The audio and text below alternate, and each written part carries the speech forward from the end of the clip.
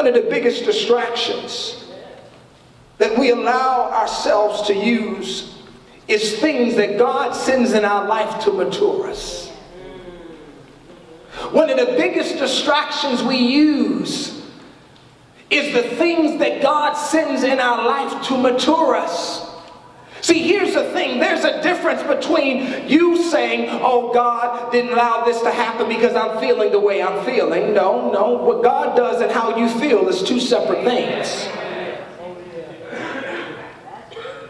I can feel like, no, God didn't do this. God didn't allow this to happen. God, no, this ain't of God. No, that's what you say. See, God can use a trial to present you, to prepare, to mature you, but you've used it, turn it around, and got self-centered on the trial and saying, no, I'm not going to know, this is what it is, no, and I'm messed up behind it. But God says, no, you're mishandling the trial.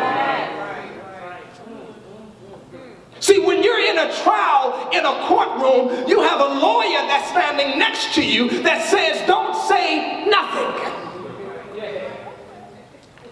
So you won't mess up the trial that you are in the courtroom for.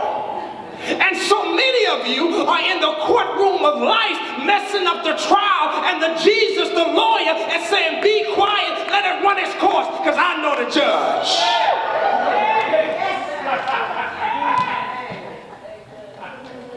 Don't be surprised at the trial.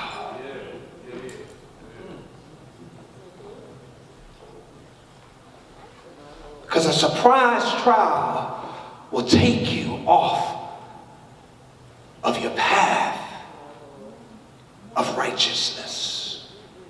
It says, dear friends, I'm right here in verse number 12 of chapter number 4, 1 Peter. Don't be surprised when the fiery ordeal comes among you to test you. Let me explain something to you. A trial, when it is sent by God to allow it to mature you, it comes among you. In other words, you didn't have to go look for it. It wasn't nothing you did. It wasn't because you were a bad boy. It wasn't because you were a bad girl. It wasn't because you sinned. It came among you. So many of us, when we have a trial, the first thing we want to do is what Job's friends did. Now, what did you do wrong, brother?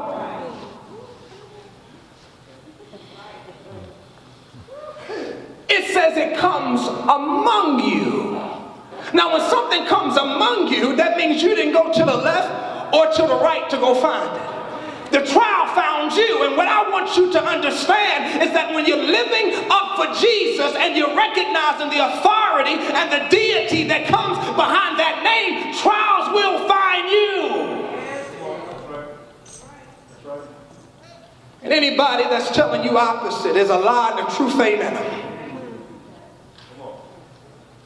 And so many of us, we don't want to recognize this, and we don't want to receive it. And the reason why we don't want to receive it is because we don't want to receive a trial over us. But if you recognize what trials do when sent by God, you will be open arms. God, have your way with my life. Whatever trial I got to go through, whatever test I got to go through, as long as you can get the glory out of it, I'm your living vessel as a living sacrifice. Use me however you see fit.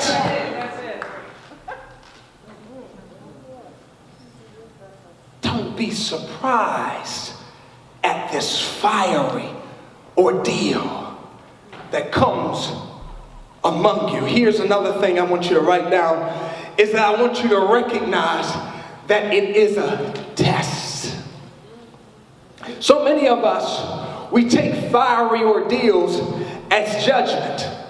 No, sir. Sometimes the trials that are in your life is a test, and the test that you can take, either you can pass it or you can fail it. See, some of us, we think it's a gloom and doom, that if whatever I'm going through, that's just what it is. I'm going to stay right where I am. This is what God has in store. Maybe nothing good comes out of Nazareth mentality, but God is simply saying that a test that you go through, you can either pass it or you can either fail it, and a test that's not completed is a test that's not passed. Therefore, I'm going to have you repeat it over and over and over again until you get it right, and until you stop trying to tell the teacher what test you want to take. You can't tell the teacher what kind of test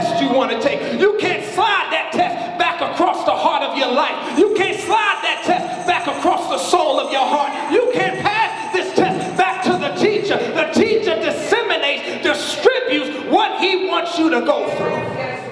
And until you submit to the will of God, until you submit to the teacher, God says, I'm going to have you keep repeating the same thing over and over again. Don't be surprised, daughter. Don't be surprised, son, that I'm sliding this same test. Don't be surprised at this fiery ordeal. Some of these tests are new. Some of these tests is old trial. Some of these tests is ones you walked out on. Some of these tests you abruptly stood back on. But I'm going to keep allowing you to go through the same thing until you pass it the way I see fit.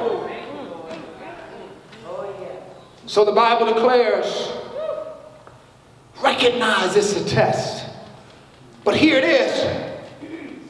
Recognize that it's a test that comes among you to test you as if something unusual were happening to you. Can I help some of you write it down? There's nothing wrong with you. It says don't be shocked, don't be surprised at the fiery ordeal that comes among you to test you as if something unusual was happening. Ain't nothing wrong with you. That's the fact that you're going through a fiery trial. The enemy wants you to think that you did wrong. The enemy wants you to think that your mind is jacked up. The enemy wants you to think that is you. It's not you. See, here's what